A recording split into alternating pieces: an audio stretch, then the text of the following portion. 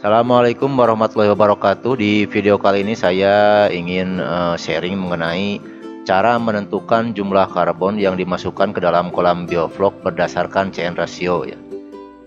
Berdasarkan CN ratio itu sendiri ada dua cara ya. Satu berdasarkan jumlah pakan yang diberikan ke ikan. Yang kedua berdasarkan nilai tan atau total amoniak nitrogen dari hasil test kit ya.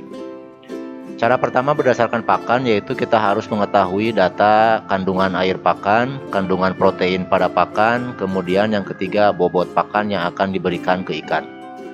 Misalnya kita memberikan pakan 1000 gram pada ikan dengan protein pakan 30% dan kandungan air pakan 10%. Maka nilai karbonnya adalah 1000 kali 70%. 70% ini adalah feses ikan kali 90%. 90% ini adalah pakan kering ya, karena tadi kandungannya air 10%, maka 100 kurangi 10 hasilnya 90%. Kemudian dikali 50% dan 50% ini merupakan rata-rata kandungan karbon pada pakan. Hasilnya 315 gram. Kemudian untuk nilai nitrogen adalah 1000 dikali 70% kali 90%. 70 sama 90% ini sama ya seperti di atas ya. Itu merupakan feses ikan dan pakan kering. Kemudian dikali 16%, 16% ini merupakan rata-rata kandungan nitrogen pada pakan ya. Kemudian dikali 30%. Nah, 30% ini adalah kandungan protein pada pakan. Sama dengan 30,24 gram. Maka CN ratio pada pakan protein 30% adalah 315 yang berupa karbon ya, berbanding dengan 30,24 yaitu nilai nitrogen. Hasilnya 10,41 banding 1. Jadi CN rasionya itu 10,41 banding 1 atau CN rasio 10 ya kalau dibulatkan. Misalnya kita akan aplikasi CN rasio dengan CN 15, maka jumlah karbon yang dibutuhkan adalah 15 dikurangi 10,41. Nah, 10,41 ini adalah nilai dari karbon itu sendiri ya. Berdasarkan perhitungan CN rasio dengan 30% protein. Kemudian dikali 30,24. 30,24 ini adalah nilai dari pembanding nitrogen ya. Sehingga hasilnya adalah 138. Atau bisa juga dengan cara 15 dikali 30,24 dikurangi 315. Kenapa harus dikurangi 315? Ini karena nilai 315 ini adalah nilai karbon yang sudah terkandung di feses ikan. Jadi nggak perlu lagi kita menambahkan 315 itu ya, karena sudah ada di kolam. Hasilnya sama seperti yang sebelumnya, yaitu 138 gram. Kalau pakai sumber karbon menggunakan molase, maka 138 gram ini dikali 2. Karena kandungan karbon di molase biasanya sekitar 50% ya.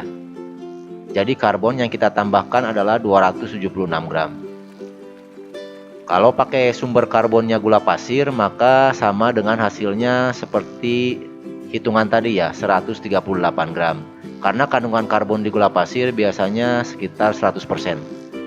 Untuk mengetahui nilai persis nilai karbon pada sumber yang kita pakai, tentunya lebih valid lagi kalau kita cek ke laboratorium ya. Yang kedua, dengan cara langsung lewat hasil test kit TAN ya, atau total amoniak nitrogen. Caranya kita harus tahu hasil nilai test kit total amoniak nitrogen di air dan juga data kubikasi kolam ya. Misalnya hasil test kit menunjukkan nilai TAN air kolam Anda 2 ppm. Artinya 2 mg per liter, atau kita rubah ke dalam per kubik jadinya 2 gram per meter kubik. Maka kalau kita akan aplikasi sumber karbon dengan CN 15, tinggal kita kalikan saja ya. Jadi 2 yaitu nilai test kit total amoniak tadi dikali kubikasi kolam, misalnya kubikasi kolam 10 kubik ya, dikali 15. 15 ini adalah CN rasionya ya. Maka hasilnya adalah 300 gram. Ya sama juga dengan cara di atas ya. Kalau kita memakai molase tinggal dikali 2 saja. Kalau kita memakai gula pasir tinggal disamakan dengan hasilnya ya, tidak perlu dikali lagi. Nah, kalau pakai sumber lain seperti tepung misalnya atau terigu yang lainnya yang mengandung karbon lah, Itu tinggal Anda cek dulu kandungan karbon dalam bahan tersebut berapa persen ya. Saya juga menyediakan file Excel ya untuk mempermudah dalam perhitungannya. Tinggal download aja gratis di grup Telegram Kisaran Aquaculture. Nanti untuk datanya akan saya sharing ya, tinggal kalian masukkan aja ya berdasarkan CN pakan ataupun berdasarkan CN hasil tes kit total amoniak nitrogen ya. Sekian video sharing dari saya, semoga bisa membantu para petani budidaya bioflok dalam menentukan jumlah karbon yang akan diaplikasi. Wassalamualaikum warahmatullahi wabarakatuh.